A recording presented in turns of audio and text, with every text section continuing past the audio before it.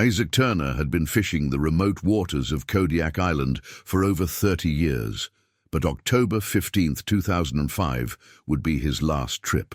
The 62-year-old retired Coast Guard veteran packed his gear with the same methodical precision that had defined his military service, loading his weathered aluminum boat with enough supplies for a week-long solo expedition to his favorite spot near Afognak Bay. His wife Margaret watched from their cabin porch as he disappeared into the morning mist, the steady hum of his outboard motor fading into the vast Alaskan wilderness. Before we continue with Isaac's incredible story, please take a moment to subscribe to our channel and let us know in the comments where you're watching from today. Your support helps us bring you more amazing true stories, like this one. The Turners had built their life around Alaska's unforgiving beauty after Isaac's honorable discharge from the Coast Guard in 1998. 27 years of service had taken him from the warm waters of the Gulf Coast to the ice-choked passages of the Bering Sea, but nothing had prepared him for retirement. The transition from military precision to civilian leisure had been jarring. Isaac struggled with the sudden absence of duty schedules, emergency calls, and the constant awareness that lives depended on his competence. Margaret, a former Navy nurse who'd met Isaac during a shore leave in San Diego 35 years earlier, had suggested they use his pension and savings to purchase a modest cabin outside Kodiak, where Isaac could supplement their income by guiding fishing trips and selling his catch to local restaurants. Their cabin sat on a bluff overlooking Kodiak Sound, its weathered cedar siding and metal roof speaking to the practical architecture required by Alaska's harsh climate. Isaac had spent months after their arrival customizing the property to his exacting standards, reinforcing the dock to handle rough weather, installing a fish cleaning station with running water, and building a workshop where he maintained his equipment with military precision. Margaret had adapted more easily to their isolated existence, tending to their small garden during Alaska's brief growing season, preserving salmon and berries for winter, and volunteering 3 days a week at the community clinic in Kodiak. Their 2 adult children, David, a software engineer in Seattle, and Rebecca, a teacher in Portland, visited when work and finances permitted, but Isaac and Margaret had discovered a contentment in their self-sufficient lifestyle that surprised them both. The rhythm of tides and seasons provided a structure Isaac found comforting after decades of shipboard routine. He'd wake before dawn to check weather conditions, study tide charts, and plan his day's fishing with the same attention to detail he'd once applied to Coast Guard operations. That October morning carried the crisp bite of approaching winter, with temperatures hovering just above freezing and a light frost coating the cabin's metal roof. The forecast called for clear skies with light winds, perfect conditions for the kind of deep-water fishing Isaac preferred. His plan was deceptively simple. Motor out to the underwater shelf where king salmon gathered before their final push upstream, anchor in about 60 feet of water, and work his way systematically along the coastline, checking spots he'd discovered and refined over 7 years of retirement fishing. Isaac's preparation ritual never varied, a habit Margaret found both endearing and slightly obsessive. He'd rise at 4:30 a.m., brew strong coffee in the percolator they'd owned since 1985, and study weather reports while Margaret prepared his lunch. Always 2 peanut butter sandwiches, an apple, a thermos of coffee, and a bottle of water. He carried emergency equipment that reflected his Coast Guard training: marine flares, a handheld GPS unit, backup compass, comprehensive first aid kit, and his prized Maglite flashlight, a heavy-duty model he'd purchased in 1990, its aluminum body scarred from years of use, but its beams still capable of cutting through the thickest fog. The flashlight had become something of a talisman, accompanying Isaac on every trip and serving as Margaret's beacon when she watched for his return from their cabin's front window. They'd developed a simple communication system over the years. If Isaac was running late, he'd flash the light 3 times as he approached their dock. Margaret would respond by flicking their porch light, letting him know dinner was waiting and all was well at home. The boat itself was a testament to Isaac's meticulous nature and his understanding of Alaska's unforgiving marine environment. The 17-foot aluminum craft with its reliable 40-horsepower Yamaha outboard had been designed specifically for the region's challenging conditions. Isaac maintained it with military precision, checking the engine oil weekly, testing safety equipment monthly, and ensuring every piece of gear had its designated place. He'd welded custom rod holders along the gunnels, installed a fish finder capable of reading bottom contours in 200 feet of water, and added extra flotation foam as a safety measure that went beyond Coast Guard requirements. Local fishermen often joked that Isaac's boat was better maintained than most Coast Guard vessels, but they respected his attention to detail. Alaska's waters had claimed too many lives from fishermen who'd grown complacent or cut corners on safety. Isaac had responded to enough emergency calls during his service to know that the difference between coming home and becoming a statistic often came down to preparation and equipment maintenance. Margaret expected him back by Sunday evening, October 21st, as Isaac never extended his solo trips beyond a week. They developed this routine during his first retirement fishing expeditions. Margaret would pack enough supplies for his planned duration, plus 2 extra days, and Isaac would radio the Coast Guard station each evening at 6 p.m. to report his location and status. It was an unofficial arrangement born from Isaac's professional respect for safety protocols and Margaret's well-founded concerns about the dangers of solo fishing in Alaska's remote waters.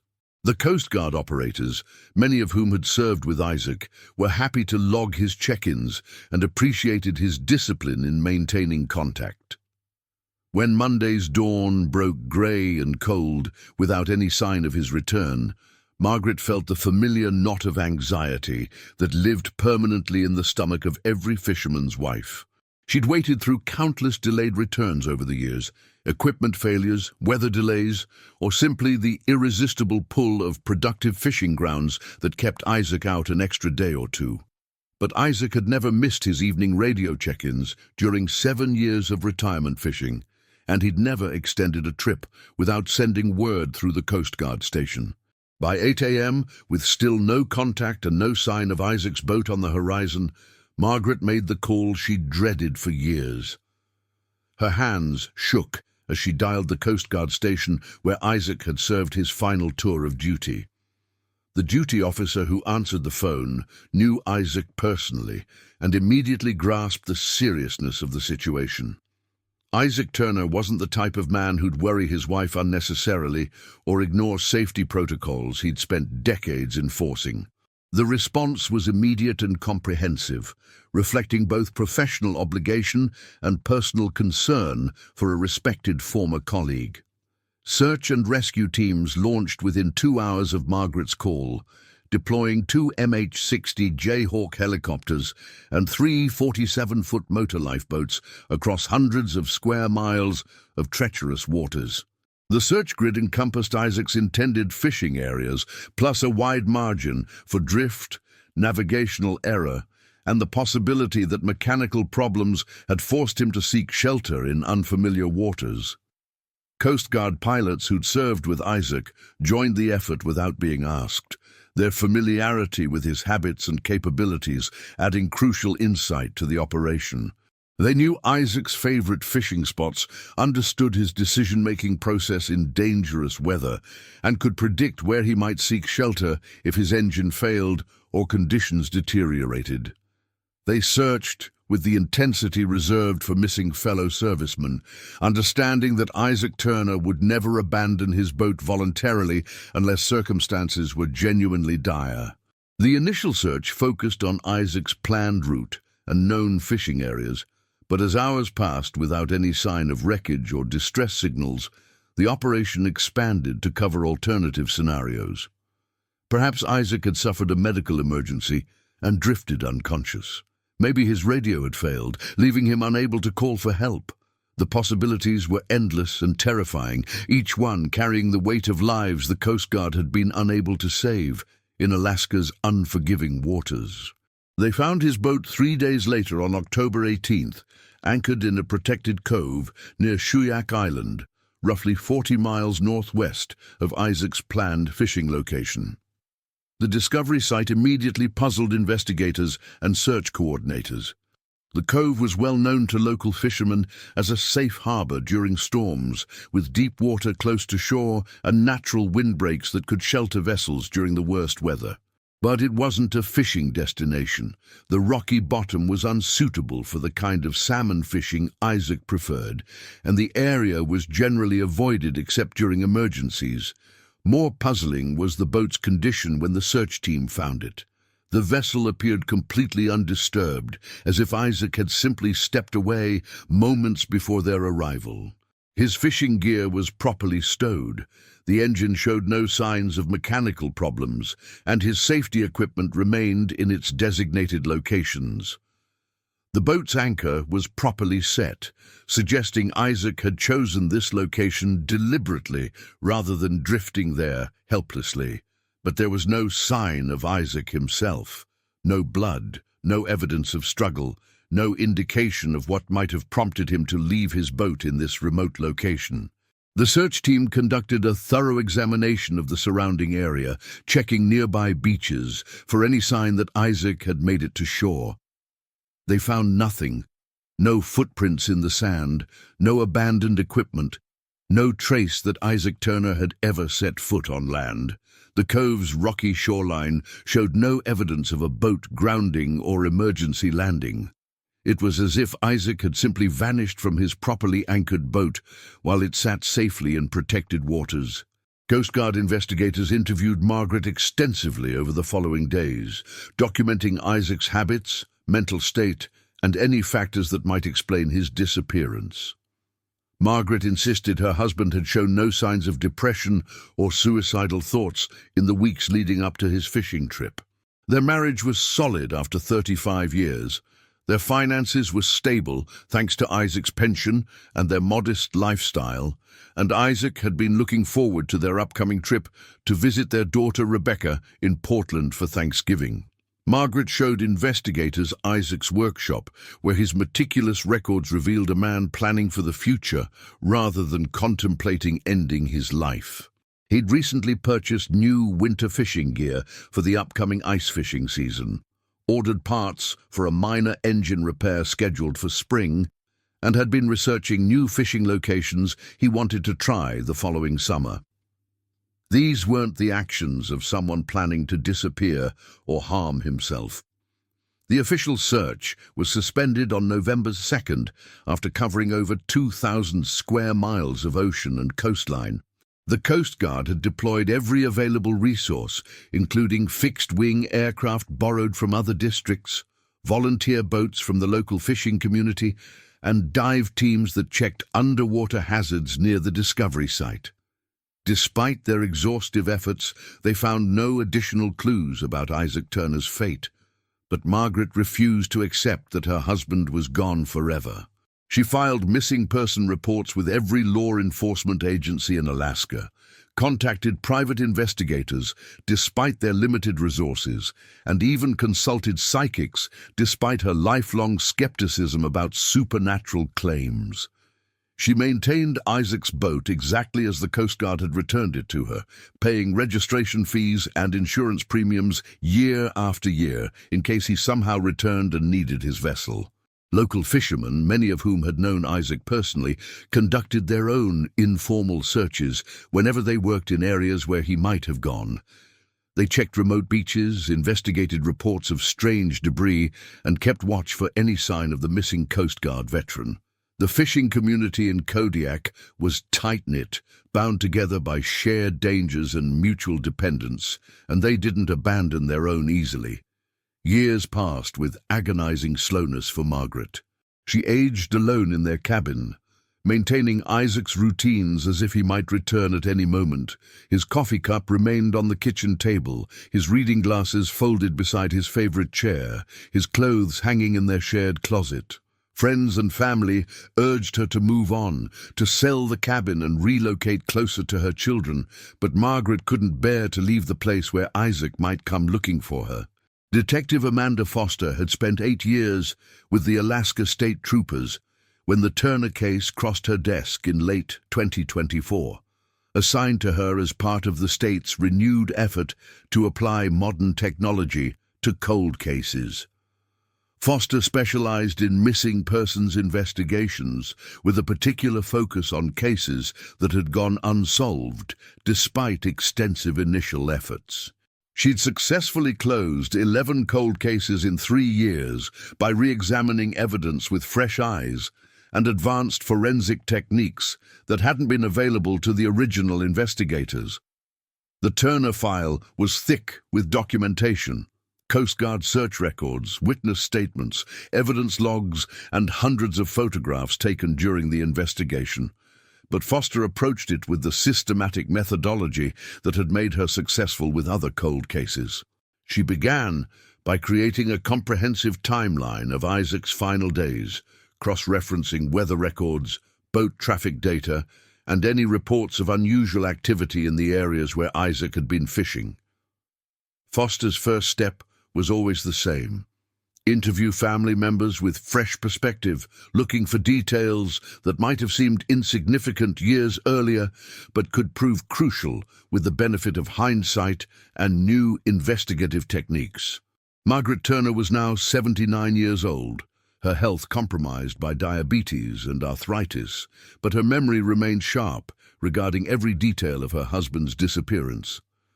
The drive to the Turner cabin took Foster through some of Alaska's most spectacular and unforgiving landscape. Snow-covered mountains rose on both sides of the winding road, their peaks disappearing into low clouds that promised more snow before evening.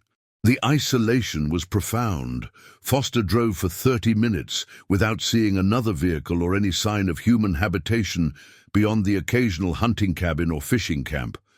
The Turner cabin sat on its bluff like a monument to perseverance, weathered but well-maintained despite Margaret's advancing age and limited resources. Smoke rose steadily from the chimney, and Margaret's silhouette appeared in the front window long before Foster's patrol vehicle reached the gravel driveway. The old woman moved slowly but with dignity as she came to the door, her eyes bright with a hope Foster had seen too often in the families of missing persons, the desperate belief that someone somewhere might finally have answers.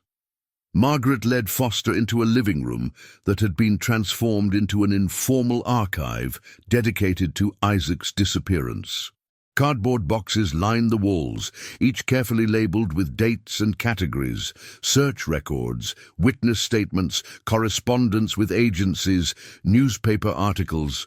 The organization was meticulous, reflecting the same attention to detail that had characterized Isaac's approach to everything in his life.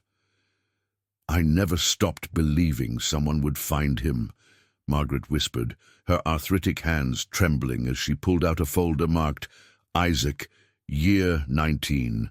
The folder contained newspaper clippings from the initial search, letters to and from various law enforcement agencies, detailed maps marked with search areas and potential sighting locations, and a timeline Margaret had maintained of every development in the case, no matter how minor.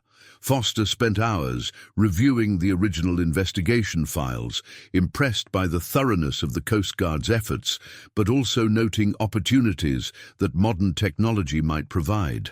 In 2005, GPS tracking had been less precise, satellite imagery was limited, and forensic techniques for recovering data from damaged electronic devices were primitive compared to current capabilities. Weather records from October 2005 revealed something that caught Foster's attention: a brief but intense squall that had moved through the area around midday on October 15th, creating dangerous conditions for small boats. The Coast Guard had noted this weather event but hadn't connected it directly to Isaac's disappearance because his boat was found undamaged and properly anchored. Foster wondered if the storm might have forced Isaac to change his plans, seeking shelter in unfamiliar waters where he'd encountered some other kind of trouble. She contacted the few surviving witnesses from the original investigation, though most of the fishermen who'd participated in the search were now elderly or deceased. Billy Haskins, a retired crab fisherman who'd worked the waters near Kodiak Island in 2005, initially claimed to remember nothing useful about the search period. But when Foster pressed him about specific dates and locations, something seemed to click in the old man's memory. There was something odd around that time, Haskins admitted during their second interview, his voice rough from decades of smoking and the emphysema that now confined him to an oxygen tank. Day after they found that empty boat, I was checking my crab pots near Devil's Elbow. That's a nasty passage between two islands where smart fishermen don't go unless they have to. Found one of my pots dragged about half a mile from where I'd set it, and the direction was all wrong for the current. Foster studied maritime charts, identifying Devil's Elbow as a narrow channel between two small islands, notorious for unpredictable currents, hidden rocks, and conditions that could turn deadly without warning. Local fishermen avoided the passage except at high tide with perfect visibility, but it would provide a direct route between Kodiak Island and the cove where Isaac's boat had been found. The breakthrough came when Foster requested that all physical evidence from Isaac's boat be re-examined using modern forensic techniques. Most personal items had been returned to Margaret years earlier, but the Coast Guard had retained several pieces of electronic equipment for their files, including Isaac's GPS unit. The device had been damaged by saltwater and declared non-functional in 2005, but Foster knew that data recovery technology had advanced dramatically since then. The GPS unit went to a specialized forensics laboratory in Anchorage, where technicians worked for 3 weeks to extract information from its damaged memory chips. The results fundamentally changed Foster's understanding of the case. The device had recorded a partial but revealing track log showing Isaac's movements on October 15, 2005. The data showed him departing Kodiak Island toward his intended fishing area, but the track deviated significantly around midday, turning northwest toward Kodiak Island.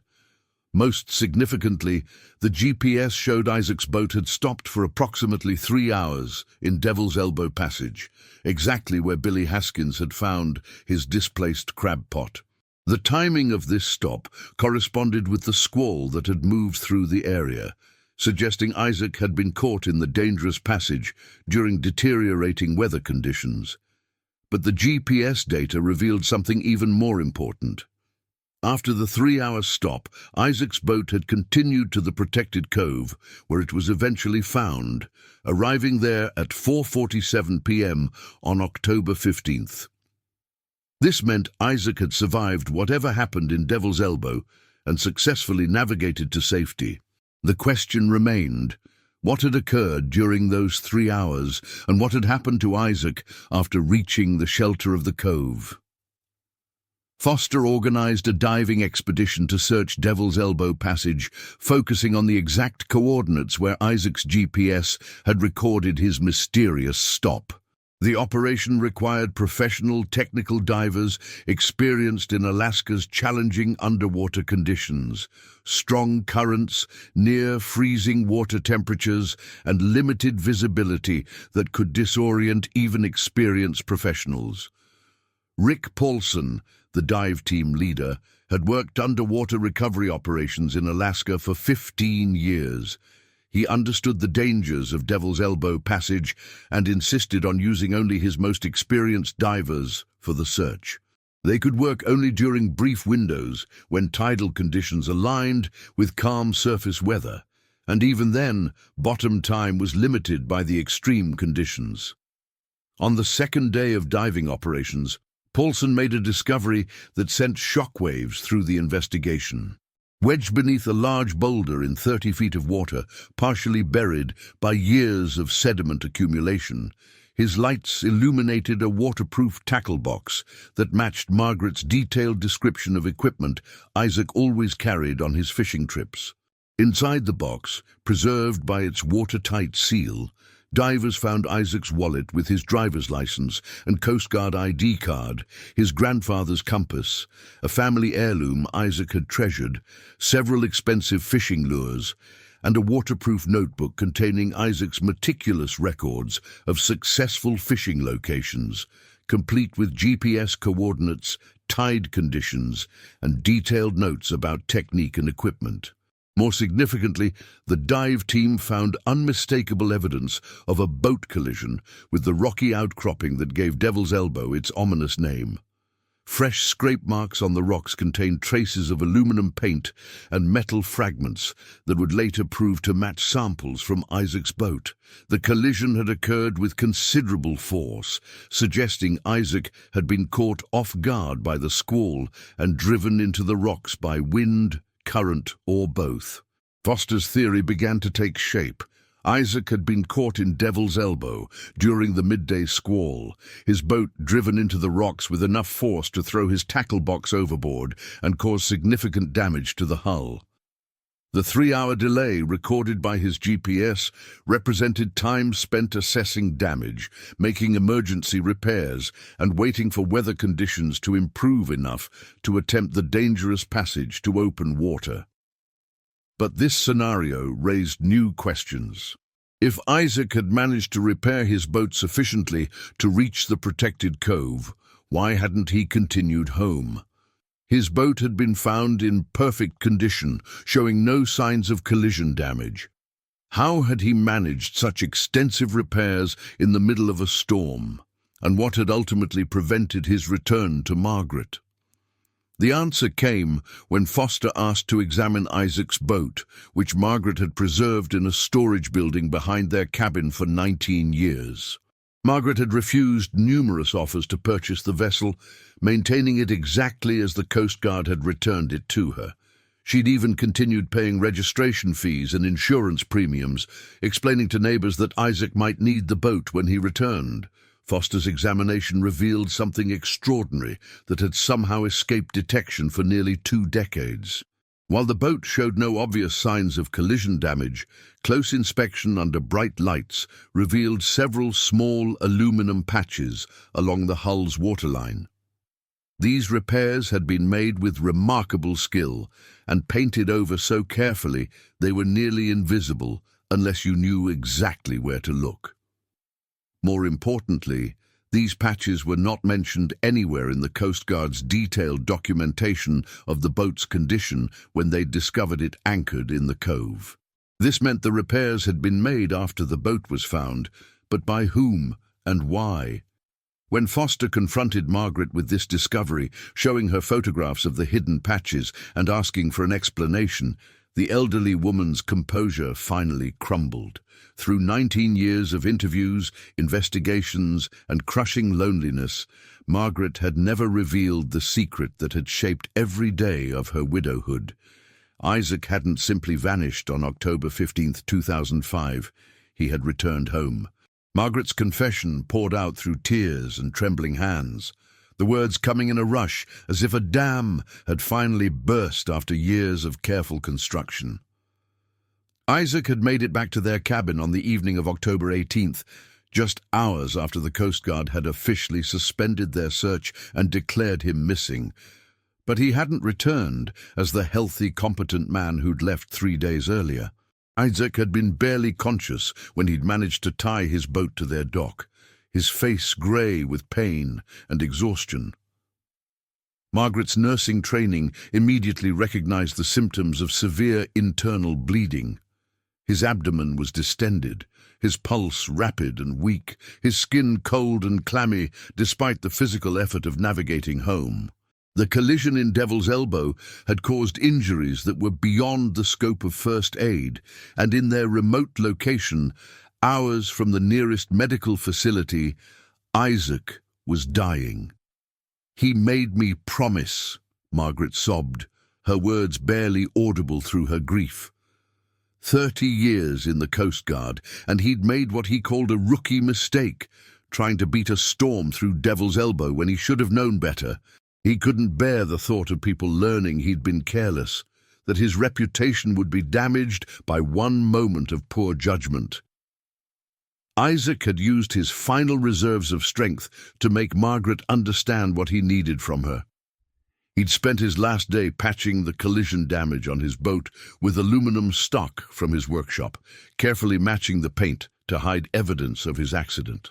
His hands had shaken from internal injuries, but his work was precise, a final demonstration of the competence that had defined his professional life. "He died in my arms that night," Margaret whispered, "and I promised him that no one would ever know he'd made a mistake, that people would remember Isaac Turner as the careful professional Coast Guardsman he'd always been, not as someone who'd gotten caught in a storm and crashed his boat." Margaret led Foster to Isaac's actual grave, located in a remote section of their property, where she'd buried him, according to his final wishes.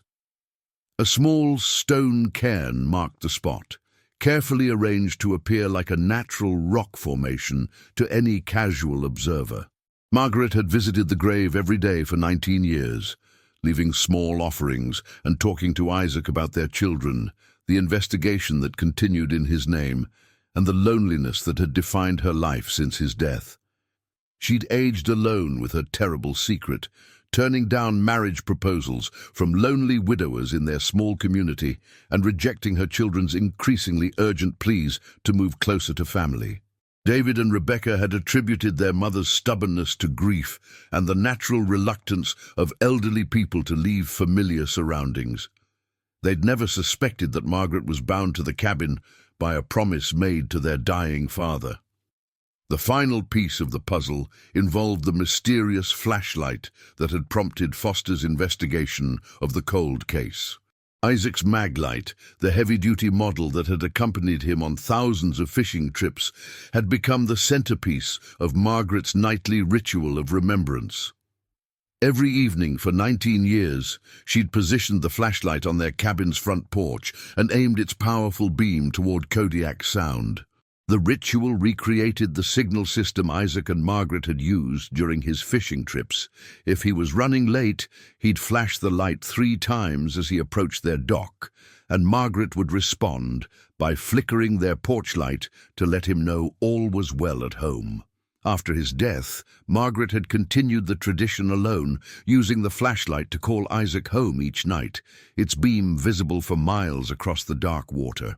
On October 15, 2024, exactly 19 years after Isaac's disappearance, Margaret had been overwhelmed by memories and grief on the anniversary of her husband's final fishing trip. Instead of her usual brief signal, she'd left the maglite burning for hours, its beam sweeping across Kodiak Sound like a lighthouse calling ships to safety. A commercial fishing vessel, the Nordic Dawn, had been passing through the area around midnight when crew members spotted the unusual light source. Captain Jerry Kowalski, familiar with the Turner story like most local fishermen, had recognized the location as the missing man's former home. Knowing that Margaret was elderly and lived alone, he'd called the Coast Guard to report what appeared to be a distress signal from the Turner cabin. The report had eventually reached Foster's desk as a potential new lead in the cold case. The timing, exactly 19 years after Isaac's disappearance, had seemed too coincidental to ignore, prompting Foster to reopen the investigation that finally brought the truth to light. Margaret Turner faced no criminal charges for concealing Isaac's death. After reviewing the case thoroughly, prosecutors determined that her actions, while technically violations of several state laws regarding unreported deaths and burial procedures, had been motivated entirely by love and a desire to protect her husband's reputation. The statute of limitations had expired on most potential charges, and no prosecutor in Alaska wanted to be remembered for criminalizing a widow's 19-year vigil for her husband. The case was quietly closed, with Isaac Turner receiving proper burial in Kodiak's municipal cemetery, where a simple headstone identified him as a devoted husband and retired Coast Guard veteran. Margaret insisted that the inscription make no mention of his final fishing trip or the circumstances of his death.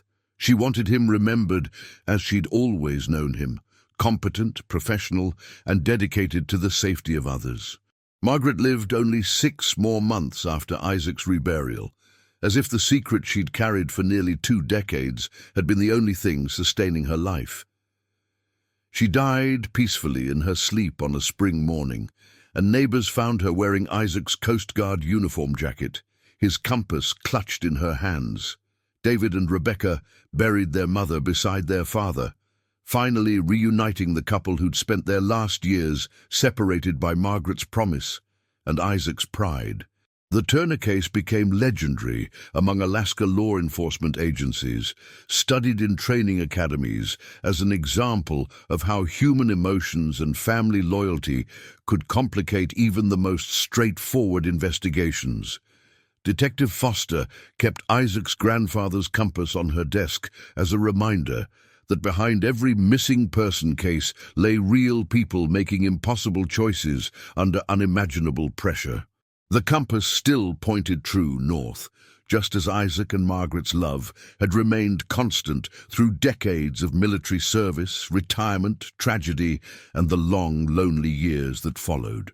Their story became a testament to the power of devotion and the lengths people will go to protect those they love, even in death, and a reminder that sometimes the greatest mysteries are solved not by advanced technology or brilliant deduction, but by understanding the human heart and the promises we make to those we cannot bear to lose.